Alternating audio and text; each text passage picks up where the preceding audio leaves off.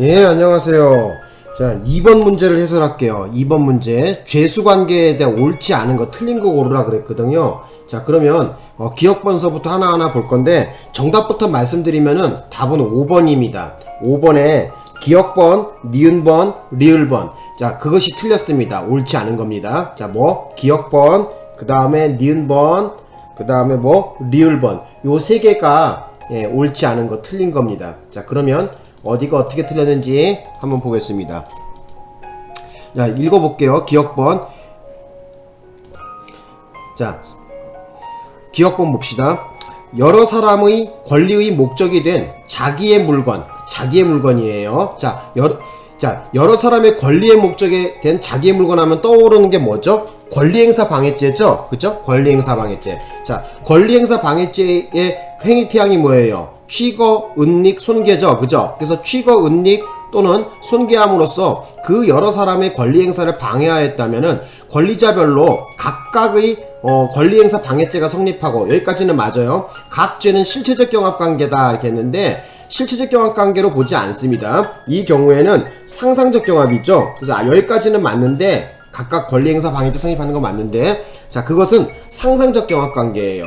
상상적 경합이라는 것은 뭐예요? 한 개의 행위로 인해서 여러 개의 구성 요건을 건드리는 경우란 말이에요. 그쵸? 자, 이 경우에는, 자, 행위는 어떻게 하나인데 여러 사람에게 권리를 방해한 거란 말이에요. 그래서 이것은 상상적 경합으로 가셔야 됩니다. 그래서 판례 번호를 불러드리자면은 여기다 좀 적어보세요. 자, 판례 번호가 어떻게 되냐면 2021도에 16876, 2021도에 16876. 그래서 실체적 경합이 아니라 상상적 경합으로 가셔야 된다. 요렇게 좀 말씀드리고 싶어요. 상상적 경합.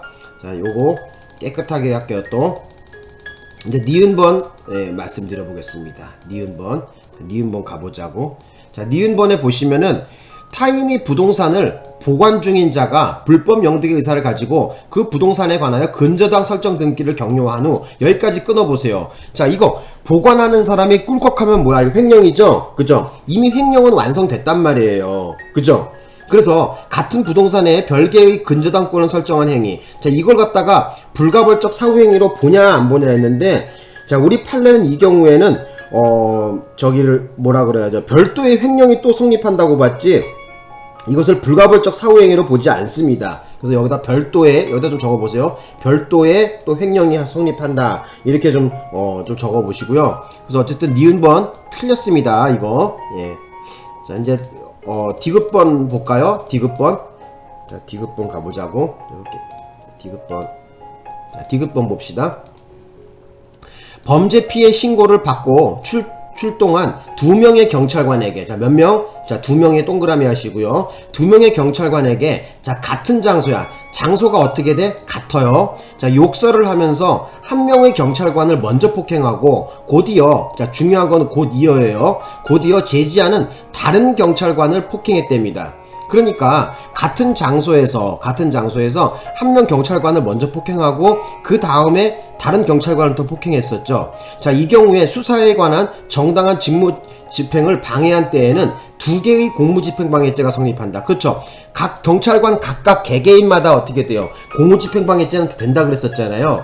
그래서 이 경우에 2개의 공무집행방해죄가, 자, 각각 따로 국밥으로 해서 실체적 경합으로 가는 것이 아니라 일단 같은 시간대에 같은 장소죠. 그렇기 때문에 이거 뭐야? 행위는 하나로 보는 거죠. 공무집행이라는 것을, 그죠? 예, 각각 경찰관 각각 개개인에 대해서 하나씩 성립하되 그 행위가 지금 크게 한 덩어리로 봤단 말이에요. 왜? 같은 시간에 같은 장소란 말이야. 그렇기 때문에 이 경우에는 상상적 경합으로 가셔야 됩니다. 되셨나요? 그래서 맞는 얘기입니다. 이거는 디귿번은 맞아요. 자, 마지막 리을번에 대한 얘기를 해볼게요. 리을번 틀렸죠? 자, 봅시다. 피해자에 대한 폭행 행위가 동일한 피해자에 대한 업무방해죄의 수단이 된 경우, 자, 이 경우에 폭행 행위는 불가벌적 수반행위에 해당한다 했는데, 자, 우리 판례는 바로 이 경우에 불가벌적 수반행위로 보지 않았습니다. 그래서 따로 각각의 죄를 갖다가 물었지, 그죠? 업무방해죄에 흡수된다고 보지 않았습니다. 그래서 폭행죄 폭행죄 따로, 업무방해죄 따로. 그래서 각각은 구속 요건이 다르고, 그죠? 아무리 수단이 된다고 하더라도 이 경우에는 흡수관계로 보지 않았다는 거예요. 그래서 여기다 판례 번호를 적어 보자면요, 제가 불러드릴게요. 리을번의 판례 번호입니다. 2012도에 1895, 2012도에 1895가 됩니다. 그래서 틀린 거, 옳지 않은 거 고르라 그랬거든요. 그래서 정답을 보면은 몇 번을 고르셔야 되냐면은 5번 동그라미 5번을 고르시면 돼요. 동그라미 5번. 그래서 5번 답 체크 딱 해볼게요. 이렇게. 예. 그래서 기역번, 니은번, 리을번이 틀렸고, 자, 가운데 있는 디귿번은 맞다. 이렇게 보시면 됩니다. 되셨나요? 예. 이렇게 보시면 돼요. 뭐 어려운 건 없는 것 같아. 좀 쉽죠, 그죠? 예. 이렇게 해결하면 될 것 같습니다. 자, 여기서 영상 마치겠습니다. 고맙습니다.